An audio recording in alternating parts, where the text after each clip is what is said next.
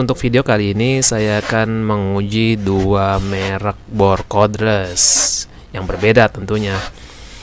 Yang satu dengan harga sekitar 200 sampai 300 ribu, dan yang satu mungkin kalau sekarang sekitar 900 atau 1 jutaan ya untuk satu setnya. Dan rencananya saya akan mengcompare uji kekuatan untuk masing-masing bornya.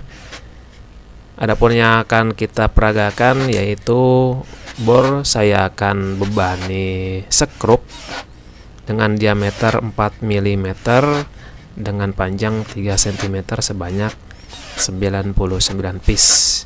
Nah, nanti siapa nih yang kuat nih. Terus yang kedua nanti saya akan menguji kekuatannya juga dengan mengebor balok kayu ini. Balok kayu yang mempunyai ketebalan sekitar 5 cm. Kayunya sih cukup keras, kalau dilihat sih kayu kamper ya. Dan yang ketiga nanti akan saya rencanakan untuk pemberian beban pada bor beton, meskipun untuk bor cordless ini tidak didesain untuk membor beton ya, tapi saya akan paksain, saya akan coba untuk bor beton sekuat apa dia bornya.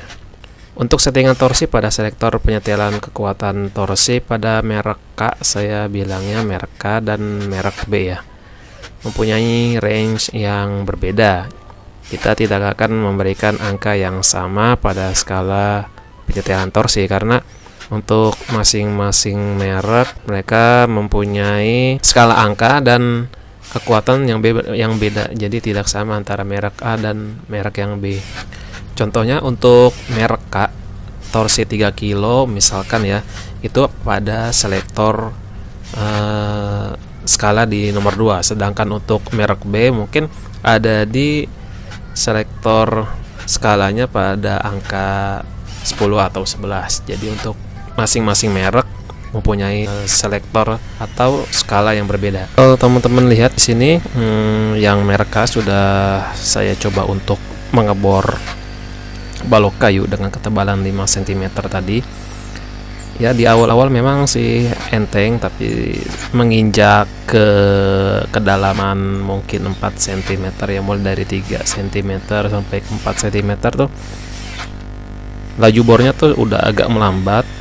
Bornya juga udah lebih cenderung agak hangat sih kalau dipegang. Nah, sepertinya baterainya juga mungkin sebentar lagi bahkan habis.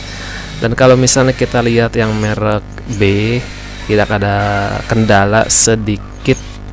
Nah, dia langsung tembus ke dasar ya.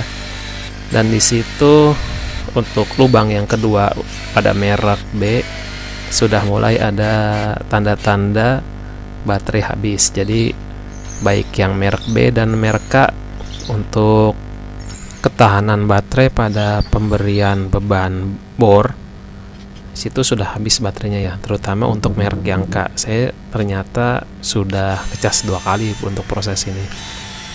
Dan setelah pemberian beban pada kayu, kita lanjut untuk beban besi ya. Di sini saya gunakan besi dengan ketebalan 8 sampai 10 mm. Dan karena mungkin kondisi baterainya masih segar, alias setelah saya cas, jadi tidak ada kendala untuk mengebor besi. Dan saya gunakan mata bor dengan diameter 7 mm. Dan dilanjut untuk pemberian beban untuk pengeboran beton. Nah, di sini saya gunakan diameter mata bor 8 mm dengan media paving block ya. Nah, teman-teman di situ lihat saya sudah melepas baterai untuk merek K, dan saya cas lagi karena memang agak berat ya ketika sudah mencapai kedalaman 5 cm.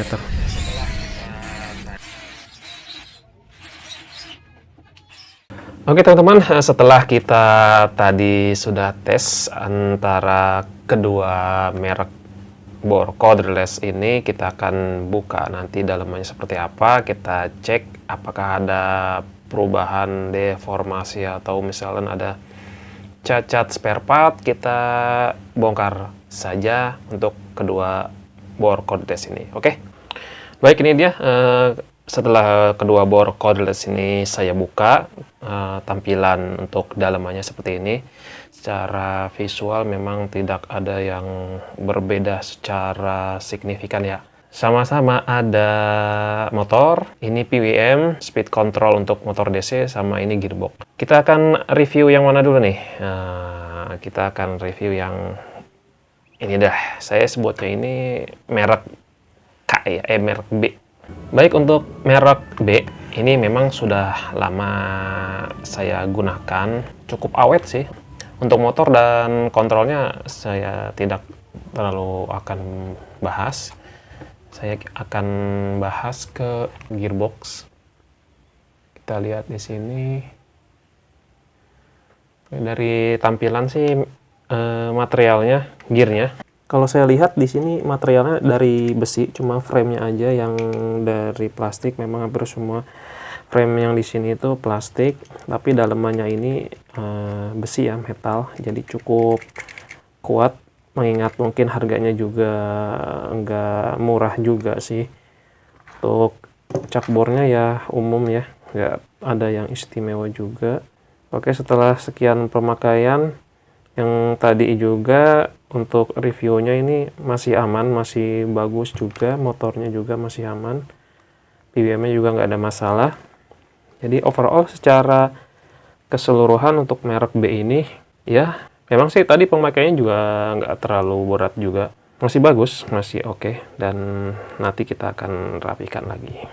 Lanjut kita review untuk merek K. Oke, di sini kita bisa lihat teman-teman semua sama ya konstruksinya.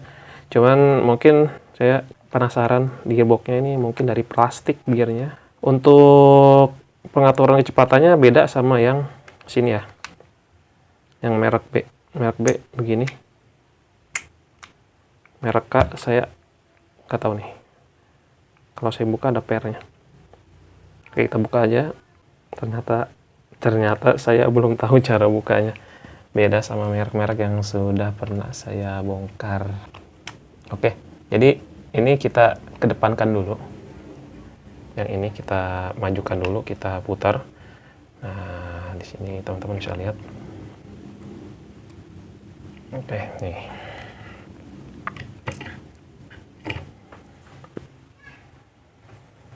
Saya ingin jelasin sedikit gearnya berantakan.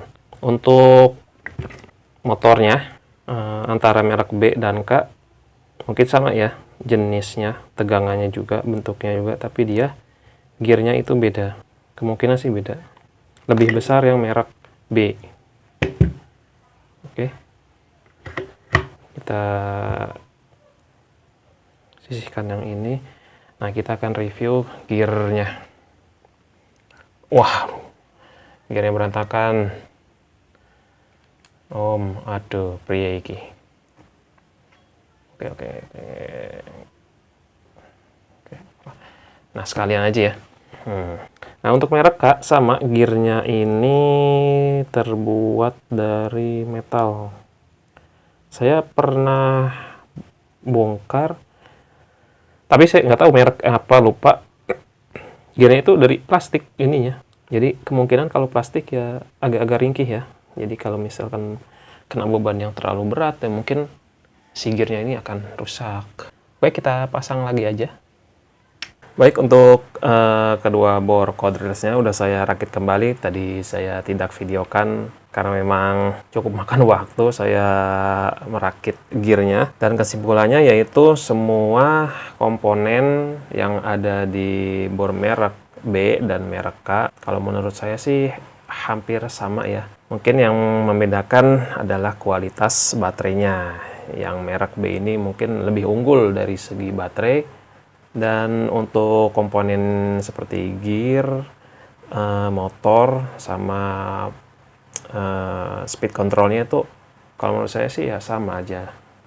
Mungkin karena menang di merek kali ya. Oke, setelah ini saya akan tutup lagi covernya ini supaya nanti bisa dipakai lagi.